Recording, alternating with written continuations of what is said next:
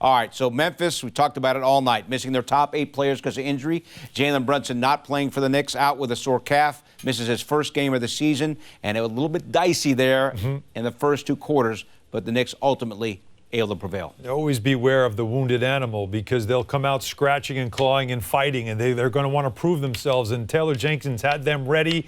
A lot of junk defense, a lot of zone, and the Knicks were having trouble with all the turnovers early on.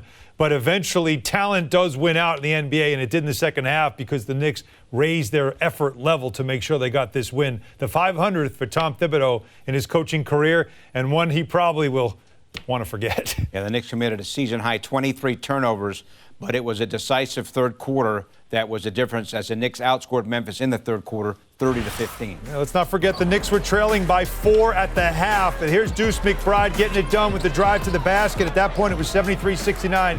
Knicks with the lead. I thought Dante DiVincenzo had great energy in the third quarter. Knocks down the corner 3. The Knicks are up by 7. Now a little defense here as well. Josh Hart gets the loose ball. DiVincenzo runs the floor. The dunk and the finish, and now the Knicks are up 9. So again, find the hot hand. Devo in the corner. That's a tough catch. To catch that and then hit that 3. That's tough. Knicks up 81-69. And then a little two-man game. Deuce to Isaiah Hartenstein. And the Knicks went into the fourth quarter with an 83-72 lead. Look at the rebounding numbers, Alan, as we take a look at our game summary. Knicks outboarding Memphis 56-35. 3 shooting, not great, 13 of 38. And again, we mentioned the turnovers, but ultimately, Knicks had too much talent, and they're able to win 106-94. Wally Szczerbiak now joins us from Memphis. He helped call the game on ESPN Radio 98.7 FM. Wally, obviously, the Knicks able to make up for what was a very sluggish first half.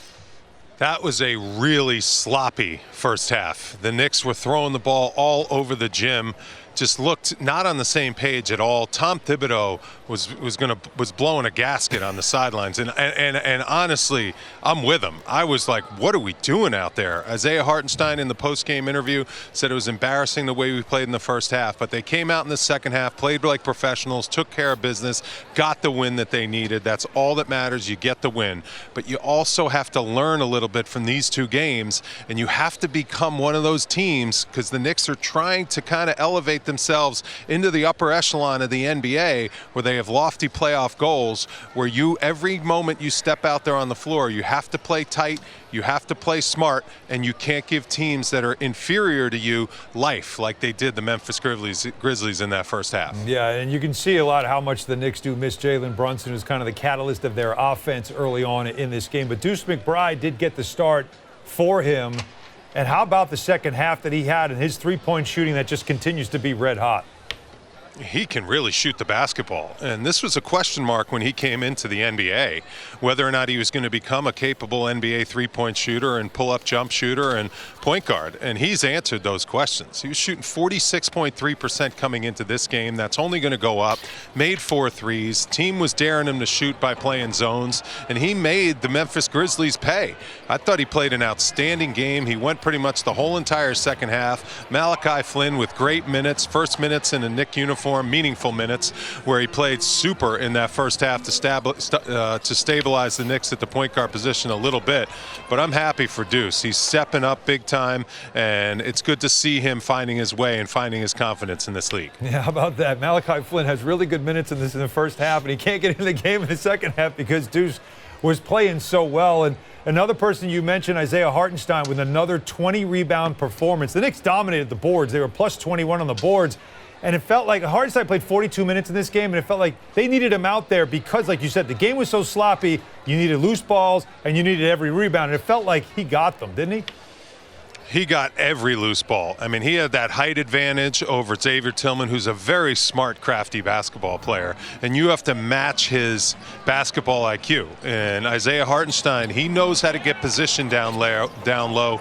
He knows how to read where those balls are bouncing off the backboards and off the rebounds. And he was outstanding. You know, the Knicks weren't always the prettiest team to watch, but their effort, I thought, was really good. I thought the way they rebounded the basketball, both Randall and Hartenstein, and also we saw Anunoby with some tip dunks and some offensive rebound opportunities. They had a size, a length, a strength advantage in the interior on down low, and Isaiah Hartenstein really took advantage of that with a monster 12 points, 20 rebounds, blocks, steals, assists, you name it. That guy is fantasy gold. Wally, I mean, to your point, Hartenstein got 4 blocks and 2 steals. He always seems every night to have at least more than 1 steal in every game he plays, and always records blocks as well. Yeah, he's very active, and he's so mobile at his size. At 7 feet tall, he's put together very well for a guy that big. Moves laterally really well. He's a great anticipator, and when guys go up to try to dunk on him, he puts that left hand in the perfect position where he knows he can block that shot, because he knows when guys attack the rim, they got to put it through a basket, and he knows if he puts his hand right in front of that basket, he's going to get some big-time blocks, and he's been doing a great job of it. Now, he's going to get dunked on a few times here or there. Might have gotten 1 or 2 in this game, but overall, the way he's protecting the rim has just been outstanding since Mitchell Robinson went out. You make it sound so easy. Just put your hand in front of the rim. That's all you got to do, right? It's that easy. That's it. That's just it. So both of you, Wally, I know you love stats, and for Bill, you as well. The steals and blocks things become its own stat. It's called stocks now. And Isaiah Hartenstein is one of the leaders in the league in stocks since he took over the starting lineup, the starting center position. So that's exactly what he's been doing, the steals and the blocks, the combination of the two. All right, Wally, so you're on the road, but that's it for a while now. The Knicks finally get to come home and play a couple of weeks in their own building, which will be really nice. In fact, they don't even leave New York for a while as well. The one road game is in Brooklyn. And you got to feel like for the Knicks, this is a great opportunity for them with where they are right now at 23-16, with a ton of home games to come. It's a good spot to be in, isn't it?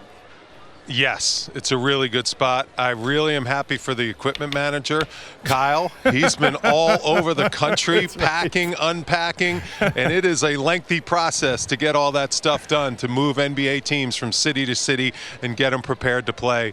But it's going to be nice to be home at the world's most famous arena. The New York Knicks have been playing some great basketball at home. The fans are really excited to watch this team continue to grow, continue to get better, and continue to just bond and gel after that big trade that they made a couple weeks ago. So getting at home is going to be fun. I can't wait to be in the Garden and watching this team play.